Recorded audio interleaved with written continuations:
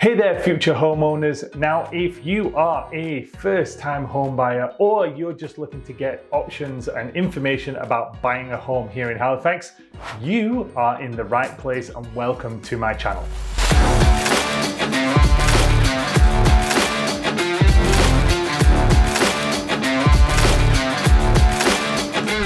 I'm going to share with you today some valuable tips and advice that we've got from doing 13 years of buying and selling homes here in Halifax to help you avoid some of the common pitfalls that can happen when you're buying that first home or even just buying the home, because sometimes it applies to both. So let's jump right in. Okay, simple first step here. Mistake number one that we see from everybody is not talking to a mortgage broker, not talking to your bank, not getting that pre-approval so you know how much money you can actually go and start shopping for a home. This is by far the first thing that, whether you're a new homeowner, whether you're starting that buying because you've been renting and you've got some money and it's time to get going, it's the number one thing that we all say to everybody. We get the phone calls of like, oh my God, I want to start working with you because we want to start looking to buy our home, buy our first home, buy an income property, buy anything to do with real estate. And the first question I'm always going to ask is, great, we're really excited for you as well. It's going to be a great process. We're going to have such a good time trying to find you the right place. So let me ask you a question. Have you spoke to a mortgage broker to find out how much you can afford?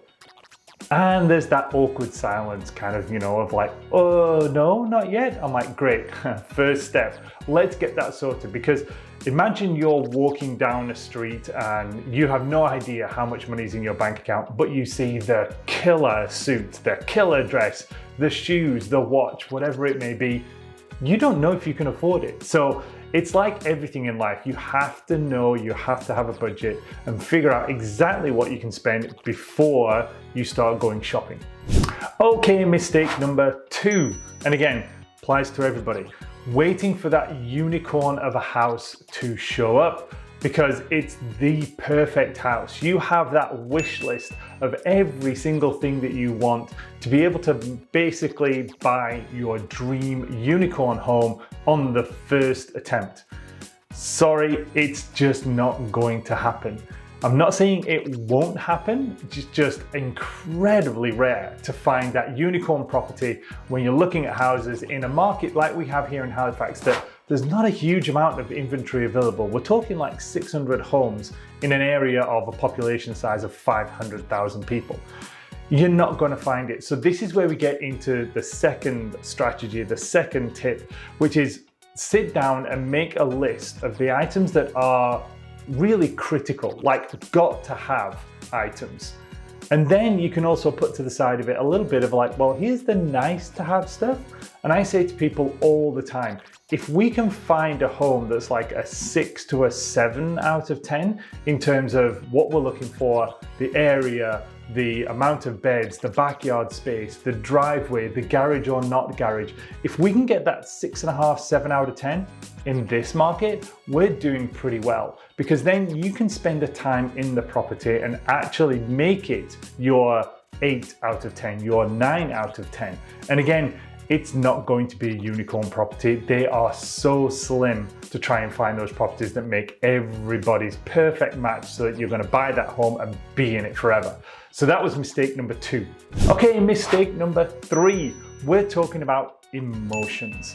We know that buying a home is definitely an emotional thing, but the key thing we're always saying to people is you've got to kind of take some of that emotion out of it, because you're buying a property that, I'm not being rude, but it's not going to be the perfect, as we just said in number two, the unicorn property.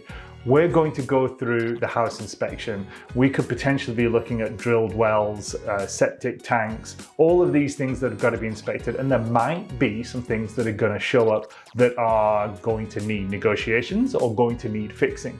But if you are so emotionally attached to that property and then you find a couple of things wrong with it, all of a sudden that emotion takes over, and that's when you start making decisions that maybe are not the best decisions. So it's not only writing the offer that is a big emotional pull, because you find the house, you walk through the front door and you're like, oh my God, I love this house. It's got everything I ever need. And it's like, great, that's a lot of pressure now, because potentially somebody else is saying the same thing, especially like we're seeing in a certain price range, a lot of competition, and they are going to feel the same emotion. And then we end up with the emotion basically pulling us up to a price point that is potentially not right for that house. So let's take some emotion out of it. I'm not saying all of it, like we've got to have some emotion because this is going to be an exciting time, but let's remove some of the emotion so that we start looking strategically at like the budget, how much we can afford on a monthly basis, how far away is it from where we actually want to be, what's the neighborhood like, is it something that we can actually improve the property and add some sweat equity into it? So all of these things are going to help remove a little bit of that emotion. So keep the emotions in check and stay on the path, and let's do some smart hunting for homes. Okay, bonus tip number 4, we're talking neighborhoods. So don't always focus on the house. Like, oh my God, we'll go back to number 2, the unicorn house. Oh my God, I love this house. But the neighborhood is absolutely not a great neighborhood. So yeah, it's the same rule as everything with real estate. Location, location, location. So don't focus so much on the house to ignore the neighborhood. Don't focus so much on the neighborhood to ignore the possibility of the right house either.